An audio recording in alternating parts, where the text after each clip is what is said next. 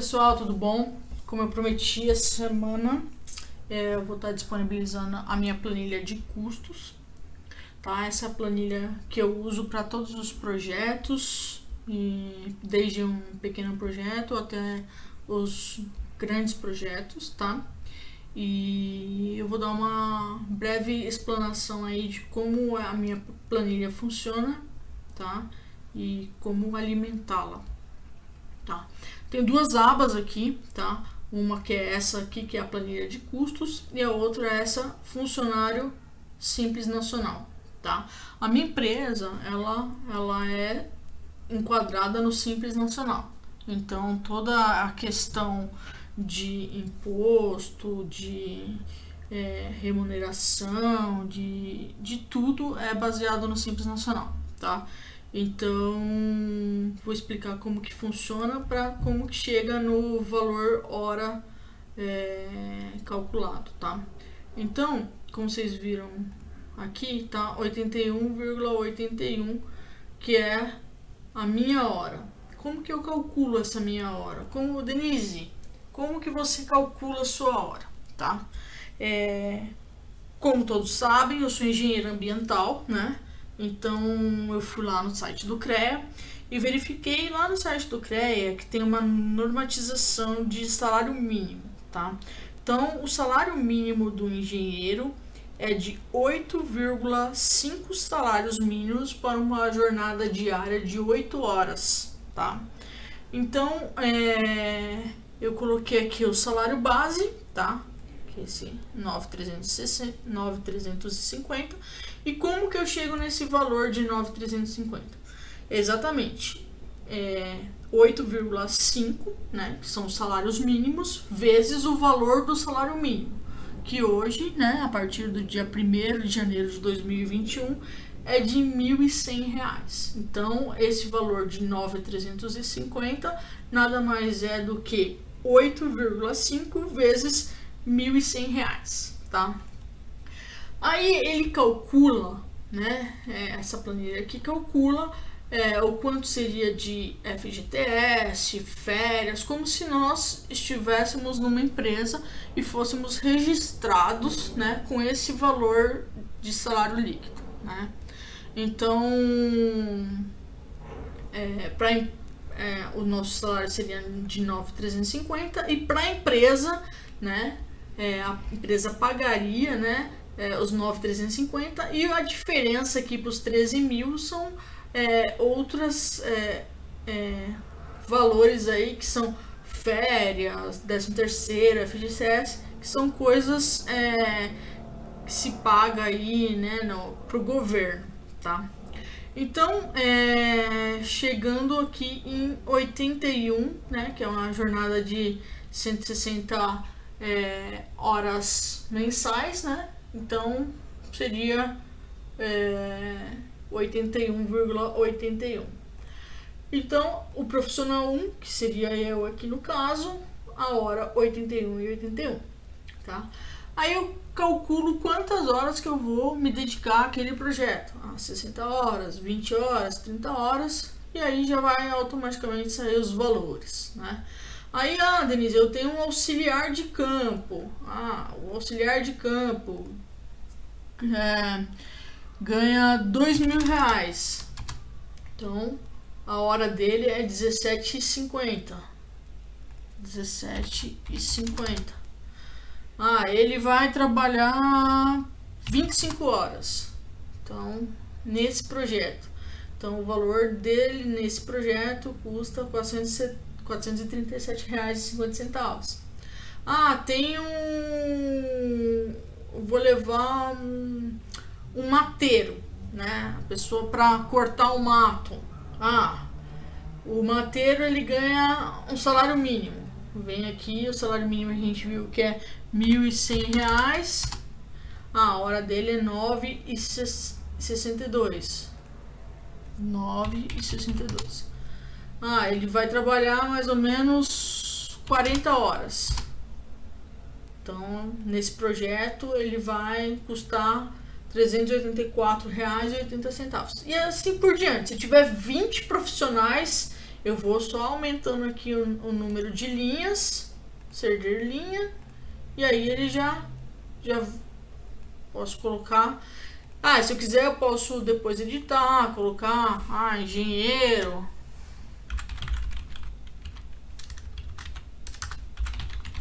auxiliar de campo,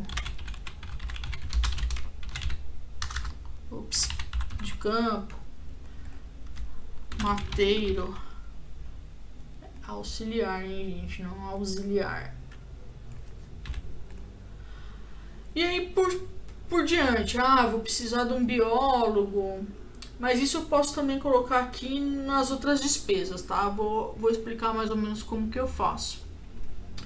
Então, não é só de hora que a Vive é consultoria, né? A gente também precisa alocar equipamentos, alocar deslocamento e outros insumos, né? Para fazer os nossos trabalhos, né? Então eu coloquei aí uma diária de carro, combustível, alimentação, hospedagem, caso a gente tenha que pernoitar na cidade, passagem aérea, já usei muito isso. Hoje em dia já é um pouco mais difícil, né? Essa questão de passagem aérea, uma porque estou mais concentrada aqui em São Paulo mesmo. Acho que uns 2, 3 trabalhos que eu fiz bem pro interior de São Paulo, para Ribeirão Preto, que eu fui de avião, que tava dando mais barato do que de carro. Mas assim, a maioria das vezes é mais o veículo mesmo. Por exemplo, eu posso colocar um consultor aqui, posso colocar as fotos aéreas, como eu já até coloquei aqui, ART, equipamentos específicos como um medidor de gás, um medidor de nível. Aí vai depender muito da atividade que a gente vai estar fazendo, tá? Dica: tem muita gente que usa o carro próprio, né, para fazer aí os seus deslocamentos. Muitas vezes eu também uso o meu, mas sempre coloque como se fosse uma diária de um veículo. Pode não ser, por exemplo, eu tenho um Corolla. Não vou colocar o valor de locação de um Corolla, eu coloco um intermediário, por exemplo, eu coloco um valor que seria mais para manutenção do seu carro, tá? Muita gente prefere alugar carro para fazer os projetos. Por quê? Porque a manutenção depois fica com a locadora, né? Você não tem esse custo e nem o custo de depreciação do seu veículo, né? Por quilômetro rodado. Imagina você ir 3, 4 vezes para Ribeirão Preto no ano, você estourou a quilometragem do ano, né? Assim, no que você usaria normalmente. Então, eu sempre aconselho colocar sempre a diária de um veículo. Combustível e pedágio, eu faço o cálculo, tá, de combustível da seguinte maneira. Por exemplo, vou fazer aqui com vocês. Hoje, na média, tá aí em torno de 4,60 o litro da gasolina. Então, 4,60. Qual que é a média aí que faz seu carro? O meu carro faz 7,5, mais ou menos, na cidade, né, gente? Acho que, assim, se for pegar só a estrada, faça, né, com mais ou menos como a que roda na estrada. Mas geralmente a gente não pega só a estrada, a gente pega a estrada mais rodar na cidade. Então faz uma média aí entre estrada e cidade que chega num valor mais aproximado. Tá, então meu carro na cidade faz 7,5. Então esse vai ser o meu quilômetro de gasolina, de combustível, tá? Pedágio, depende muito para onde você vai. Tem muito mais pedágios baratos, e depende para onde você vai, tem um pedágio super caro. Então, ou também, em vez de colocar combustível e pedágio, o custo de quilômetro aqui, muitas vezes quando eu vou fazer um projeto, eu pego lá o mapeia.com, coloco da onde vai para onde vai e pego mais ou menos aquele valor e multiplico aqui pelas quantidades de ida e vinda, e aí é o que eu coloco. Eu acho que é mais fácil do que colocar aqui o combustível mais pedágio junto, porque às vezes não vai ser suficiente, ou às vezes vai estar superestimado, tá? Alimentação, questão de alimentação. Tem muita gente que coloca R$15 e aí não consegue nem almoçar, tem que comer só lanche, né? Quando a gente está fazendo o custo de um projeto, a gente tem que pensar muito bem, assim, sabe, em questão de alimentação, de pernoite, porque assim, é a sua segurança, né, a sua alimentação. Se você não estiver bem alimentado, pode até acontecer um acidente de trabalho, né? Então, sempre pesquise. Eu vou para uma cidade que eu nunca fui, dá uma pesquisada na internet. Hoje em dia você dá um Google, você encontra tudo no Google. Dá uma pesquisada, lá na região que eu vou, 35 dá para comer quase 2 vezes. Você vai às vezes pro interior, é isso mesmo, você R$20 você come muito bem, muito melhor do que São Paulo. E aqui às vezes em São Paulo com 35 você não consegue comer bem, né? Então assim, avalie também essa questão de cidade para cidade. Hospedagem também, caso você tenha que ficar, né? Vai ter uma diferença de valores aí. Hoje com Airbnb, aqueles sites de pesquisa, vocês conseguem ter uma média muito boa. E sempre quando vocês vão fazer proposta, gente, é bom sentar, parar um pouco o que tá fazendo e fazer esses custos mesmo, porque assim, às vezes o cliente demora aí 20, 30 dias para fechar, e se você não fez um bom levantamento de custos, a hora que você fechou o projeto, aquele custo já está defasado. A gente tá tendo muito aumento de combustível, né? Então assim, tenta pegar o mais fiel possível para que no final você não tome prejuízo.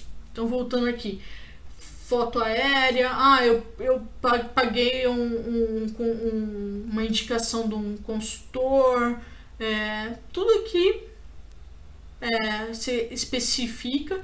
E também, como aqui, você pode colocar várias e várias linhas e colocar um super mega projeto ou um projeto de pequeno porte, tá? Outro item muito importante são taxas administrativas. O que seria taxas administrativas? São todos os seus custos fixos, né? Mas é óbvio que você não vai colocar, eu gasto R$200 de telefone, eu vou vir aqui e vou colocar R$200. Porque senão você nunca vai fechar uma proposta, né? Colocar todos os custos fixos numa proposta só. Mas é um valor que aí, dependendo da quantidade de propostas que você faz no mês, dependendo da quantidade de custo fixo, e custo fixo aqui também entra conselho de classe, aluguel, telefone, internet, contador, entra tudo aqui em taxas administrativas, tá? Geralmente eu coloco um valor aqui de 7,5%, tá? É um valor bem condizente com a minha realidade. Cada um vai ter um custo fixo diferente, então essas taxas administrativas vão ser diferentes, tá? Outra coisa muito importante aqui, os impostos.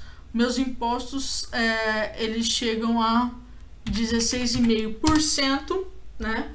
Então, tá, engenharia é bem complicado, né, essa questão, mas a gente tem que fazer tudo com nota, contrato, nota fiscal, tá? Contrato eu já deixei semana passada aqui no canal do Telegram.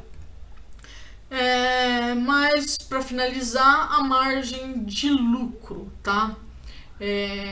Aí, gente, cada um vai saber onde seu calo aperta, tá? A margem de lucro é a cereja do seu bolo, né? E assim, eu posso colocar 30%? Posso colocar 30%. Posso pôr 50%? Posso colocar 50%. Posso pôr 10%? Posso pôr 10%, tá? Isso é o que você vai determinar, tá?